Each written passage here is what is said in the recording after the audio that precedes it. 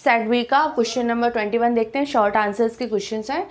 Find the sum and product of the roots of the quadratic equation 2x² - 9x + 4 = 0। हमें quadratic equation given है and sum and product of the roots हमें find करना है। तो sum of roots हमारा alpha plus beta होता है जो इक्वल होता है -b/a और प्रोडक्ट ऑफ रूट्स हमारा होता है c/a के इक्वल।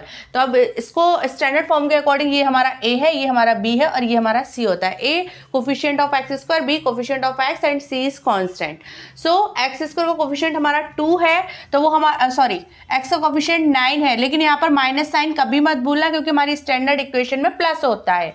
तो यहाँ पर ये माइनस साइन तो एज इट इज रहेगा, बट b भी हमारा नेगेटिव है, -9 है और अपॉन में a, तो a हमारा 2 है तो माइनस माइनस कट हो जाएगा तो हमारा अल्फा प्लस बीटा आ जाएगा 9/2। अब अल्फा बीटा निकालते हैं तो c/a, c है हमारा 4 और a है हमारा 2। सो यहाँ से ये सिंप्लीफाई होके यहाँ पे आंसर आ जाएगा हमारा 2। बस अब और कुछ नहीं करना है, अल्फा प्लस बीटा ही हमें फाइंड करना था। अब 21 का बी पार्ट देखते हैं। Find the discriminant. What is discriminant? d² = b² - 4ac। तो हमें d फाइंड करना है यहाँ पर और d के अकॉर्डिंग हमें d के हमने 3 केसेस पढ़े हैं, <0, =0 एंड >0। उसके बेस पर हम रूट्स का नेचर बताते हैं। So of the quadratic equation 4x² - 5 = 0 equation given है and hence comment on the nature of the roots of the equation. बस उसके बेस पर हमें d का जो वैल्यू आएगा उसके बेस पर हमें ये बताना है कि नेचर ऑफ रूट्स क्या है। सो 4x² - 5 = 0। ठीक है, यहाँ से हम d निकाल रहे हैं तो d हमारा क्या होता है √b² - 4ac। अब b हमारा क्या है, यहाँ पर देखो a है हमारा 4 और b हमारा यहाँ पर 0 है क्योंकि x नहीं है। सो उसका कोफिशिएंट 0 होता है और c हमारा -5 है, -5। अब वैल्यूज रख देते हैं तो b² मतलब 0² -4 × a हमारा 4 है और c हमारा -5 है। ठीक है, तो ये हमारा माइनस माइनस कट हो जाएगा और ये क्या आ जाएगा 80। सो ये आएगा 4√5। ठीक है, तो यहाँ पर हमारी जो वैल्यू आ रही है वो d की कैसी आ रही है, डिस्क्रिमिनेंट हमारा कैसा आ रहा है, >0 आ रहा है, 0 से ज़्यादा आ रही है वैल्यू। तो यहाँ पर हमारा डिस्क्रिमिनेंट >0 आ रहा है, तो यहाँ पर d > 0 के अकॉर्डिंग हमारे जो रूट्स होते हैं वो कैसे होते हैं, रियल होते हैं। क्वेश्चन नंबर 22 को समझ लेते हैं, जिसमें हमें थीटा = 45 डिग्री गिवन है तो हमें इसका वैल्यू फाइंड करना है। तो डायरेक्टली हम इसमें थीटा = 45 रख देंगे और हमें सारी वैल्यूज याद होना चाहिए। ठीक है, सो हमारा sec² 45 -3 cosec² 45। टेबल बहुत अच्छे से याद कर लेना क्योंकि इसके क्वेश्चंस तो काफ़ी आते हैं ट्रिग्नोमेट्री फंक्शन के, sin 45 और cos 45। ठीक है, अगर ये आपको याद नहीं है तो आप मेरी इस चैप्टर की मैंने पर्टिकुलर वीडियो डाली है, उसमें बहुत अच्छे से आपको शॉर्ट ट्रिक भी समझाई है, आप वहाँ से देख लेना। चलिए sec² 45 मतलब sec 45 होता है हमारा √2।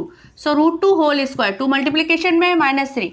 cosec 45 भी √2 ही होता है, -2। sin 45 1/√2 होता है और cos 45 sin 45 सेम वैल्यू होती है। ठीक है, तो अब इसको सॉल्व करेंगे तो √2 होल स्क्वायर 2 हो जाएगा, फिर 2 × 2 4 हो जाएगा। यहाँ पर √2² 2 हो जाएगा, 2 × 3 6 हो जाएगा। ये यहाँ पर प्लस है, साइड में ये प्लस है, यह माइनस है। √2 2 हो जाएगा और 2 से 2 कट जाएगा तो यहाँ पर -1 आ जाएगा। तो यहाँ पर हमारी वैल्यू क्या आएगी, 6 + 4 10 हो जाएगा और 10 - 1 हमारा 9 आंसर आ जाएगा। क्लियर। अब बी पार्ट देखते हैं हमारा। इसमें गिवन है आपको इक्वेशन sin θ - cos θ = 0। देन आपको वैल्यू फाइंड करनी है sin raised to 4θ + cos raised to 4θ। देखो जो गिवन होता है ना वहीं से चला करो। हमेशा इस टाइप के जो क्वेश्चन होते हैं उसका सिंपल तरीका यही है, डायरेक्ट जो वैल्यू पूछी है वहां पे मत जाओ आप। अब जो गिवन है उसी में हमारा आंसर छिपा होता है, वहीं से हमारे आंसर की लिंक बनी होती है। सो sin θ - cos θ = 0 है तो इसको मैंने cos θ को ट्रांसफर कर लिया। अब इस इक्वेशन में देखो sin θ cos θ की वैल्यू सेम है, मतलब यहाँ पर दोनों इक्वल है। दैट मीन्स कि थीटा यहाँ पर सेम है तभी वैल्यू इक्वल आ रही है। तो थीटा हमें पता है कि थीटा जब 45 होगा दोनों में तो दोनों की वैल्यू सेम होती है, 1/√2 होती है। और अगर ऐसे भी अगर आप कहो कि नहीं ऐसे नहीं कर सकते तो देखो एक और तरीका भी है, इसमें भी अगर बच्चों को डाउट हो तो ऐसा करो, cos θ को इधर ट्रांसफर कर लो तो cos θ कहाँ जाएगा, डिनोमिनेटर में जाएगा तो इधर में मेरा 1 आ जाएगा। sin/cos मेरा क्या होता है, tan θ होता है। अब देखो आप 10 में 1 वैल्यू किसकी होती है, tan 45 की होती है। तो यहाँ पर tan θ = tan 45 कर लो, 10 से 10 कट गया, यहाँ से ले आओ 45, दोनों एक ही बात है। यहाँ पे भी आप कर सकते हो थीटा इक्वल टू 45, ठीक है। तो दोनों तरह से हमारे थीटा 45 आ गया, बस अब तो क्वेश्चन सॉल्व हो ही जाएगा। अब जिसकी वैल्यू फाइंड करनी है उसमें थीटा के प्लेस पे क्या रख दो, 45 रख दो, प्लस cos रेज टू 4 और 45, साइन 45 हमारा √1/√2 होता है, होल पावर 4, cos 45 भी 1/√2 होता है। अब √2 रेज टू 4 होगा तो क्या हो जाएगा, 1/4 हो जाएगा, और यहाँ भी 1/4 हो जाएगा, सॉल्व करेंगे तो 2/4 हो जाएगा, तो यहाँ से मेरी वैल्यू आ जाएगी 1/2।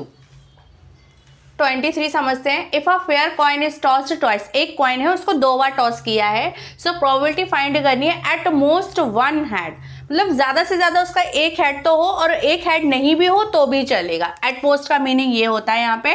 तो यहाँ पर एक कॉइन है, चलो हमने एक बार टॉस किया, 1 टॉस और 2 टॉस, ठीक है, इस तरह से टॉस किया तो इसमें हेड आया, तो चलो इसमें भी हेड आ गया, फिर इसमें हेड आया तो इसमें एक बार टेल आया, इसमें टेल आया तो इसमें हेड आया, और दोनों में टेल आया। इसके अलावा और कोई पॉसिबिलिटीज हमारी नहीं है, 4 पॉसिबिलिटी होंगी 2 बार टॉइस करने पर, ठीक है। तो अब हमसे किसकी प्रोबेबिलिटी पूछी है, एट मोस्ट, मतलब अगर हेड नहीं आया हो तो भी उसकी भी प्रोबेबिलिटी, एंड और कम से कम एक हेड आया हो, ठीक है।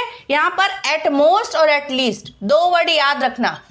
एट लीस्ट मतलब कम से कम एक तो हो और उससे ज्यादा भी हो, ये ऑपोजिट है, ठीक है। कम से कम एक तो चाहिए और उससे ज्यादा भी, और यहाँ उल्टा है, कम से कम ज्यादा से ज्यादा एक हो और अगर एक भी ना हो तो भी, ठीक है।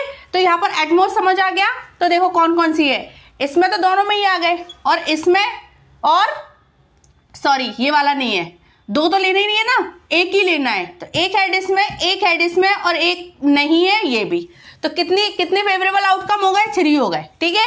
और टोटल नंबर ऑफ आउटकम हमारे 4 है। तो पी ऑफ ई हमारा क्या होता है, फॉर्मूला प्रोबेबिलिटी का, जो फेवरेबल आउटकम होते हैं उनकी काउंटिंग हम ऊपर लिखते हैं, और जो टोटल नंबर ऑफ आउटकम होते हैं वो हमारे डिनोमिनेटर में लिखते हैं। तो यहाँ पर 3 है और टोटल नंबर ऑफ आउटकम मेरे 4 है। अब देखो अगर यहाँ पर एटमोस्ट के प्लेस पर एटलीस्ट होता ना, तब भी 3/4 ही आता, क्यों, तब हमारी ये वाली पॉसिबिलिटी हट जाती, तब हमें ये वाली नहीं चाहिए थी, ठीक है।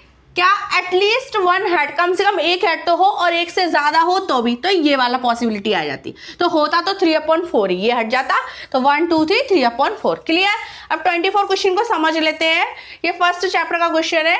2 numbers are in the ratio 2:3 and their LCM is 180, ठीक है। यहाँ पे हमें रेशियो में गिवन है दोनों नंबर, और हम उसमें अर्थमेटिक फंडामेंटल थ्योरम में फॉर्मूला पढ़ के ही आए, क्या, LCM into HCF equal to product of both number, ठीक है। ये फॉर्मूला ये यूज करना है। यहाँ पे कैसे करेंगे, रेशो में गिवन है, तो देखो नंबर तो हमारे 2x और 3x हैं, बट जब हम उनका एलसीएम निकालेंगे तो ऐसे x² नहीं कर देंगे, एलसीएम हमारा इस तरह से आएगा, 2 × 3 × x, ठीक है। तो ये हमारा जो किसके इक्वल आ गया, 6x के। अब एलसीएम आपको 180 गिवन है, तो ये इसके इक्वल हो जाएगा, तो 180 हमारा 6x के इक्वल हो जाएगा, ठीक है। तो यहाँ से हमारा x इक्वल कितना आ गया, 6 से कट कर लो, 6 3 18, तो x की वैल्यू मेरी 30 आ गई। अब x की वैल्यू जब 30 आई तो मेरे दोनों नंबर निकाल सकती हूँ मैं। तो मेरा फर्स्ट नंबर कितना होगा, 2 × 30 60 हो जाएगा, और सेकेंड नंबर कितना हो जाएगा, 30 रखोगे तो 90। अब मुझे नंबर मिल गए, मेरे पास एलसीएम है, तो मैं एचसीएफ क्लियरली निकाल सकती हूँ, ठीक है। तो वही यही फॉर्मूला लगाएंगे, एलसीएम 180, ठीक है, एचसीएफ एक्स रख लो, चलो नहीं यहाँ पे बाय रख लो, नहीं तो आप कहोगे मैडम वही एक्स आ गया, ठीक है, एचसीएफ बाय। अब दोनों नंबर मेरे कितने हैं, 60 और 90। अब तो हम एचसीएफ निकाल सकते हैं। अब जब इसको सॉल्व करोगे ना तो आंसर 30 आएगा, और बाकी दोनों नंबर देखने पर भी पता चल रहा है कि दोनों का एचसीएफ 30 होगा, दोनों में कॉमन 30 है, ठीक है। तो इनको जब सॉल्व करेंगे तो y इक्वल टू मेरा क्या आ जाएगा, 30, ठीक है। तो हमारा एचसीएफ का आंसर होगा 30। सेक्शन बी का लास्ट क्वेश्चन समझ लेते हैं। 1 0 of the polynomial is reciprocal of the other, मतलब क्या, यहाँ पर इक्वेशन गिवन है 6x² + 37x - k - 2। तो k की वैल्यू फाइंड करनी है, k की वैल्यू फाइंड करनी है, तो उसमें हमें क्या दिया है कि जो एक 0 है, अल्फा एंड बीटा होते हैं इसके 2 zeros, तो एक 0 जो है वो दूसरे का रेसिप्रोकल है, दूसरे का ऑपोजिट है, दूसरे का इनवर्स है, मतलब ये इक्वेशन गिवन है। बस इसके बेस पे हम k की वैल्यू निकाल लेंगे। अब हमें पता है सम ऑफ रूट्स और प्रोडक्ट ऑफ रूट्स, ठीक है। तो -b/a और c/a। देखो अब k किस में आ रहा है, k हमारा ये वाला जो पोर्शन है ना, ये c है, ये हमारा b है, और ये हमारा a है। तो हमें b/a से तो कोई मतलब नहीं है, हम तो डायरेक्ट ये वाला लेते हैं, ठीक है। तो मैं यहाँ पे क्या करूँगी, अल्फा के प्लेस पे 1/बीटा लिख दूंगी, ठीक है। बीटा एज इट इज रहेगा, यहाँ मैंने 1/बीटा लिख दिया और ये इंटू में बीटा चल रहा है। अब सी के प्लेस पे मैं क्या लिखूंगी, -k-2। माइनस मत भूलना क्योंकि स्टैंडर्ड इक्वेशन में प्लस होता है, तो अगर माइनस आपका है तो वो उसके साथ में चलता है, ठीक है। तो -k-2 और अपॉन में a, तो a मेरा 6 है, ठीक है। तो बीटा से बीटा कट गया, यहाँ 1 आ गया, इक्वल टू -k+2, माइनस का अंदर मल्टीप्लाई कर दिया अपॉन 6 को हम इधर ट्रांसफर कर देंगे, 6 इक्वल टू -k+2। अब ऐसा करते हैं, -k है ना, इसको इधर ट्रांसफर कर लेते हैं और 6 को इधर ट्रांसफर कर लेते हैं। तो -k इधर जाके प्लस का k हो जाएगा और इधर तो 2 ऑलरेडी है और 6 उधर जाके -6 हो जाएगा, तो k इक्वल टू -4। तो k की वैल्यू हमारी कितनी आ गई, -4।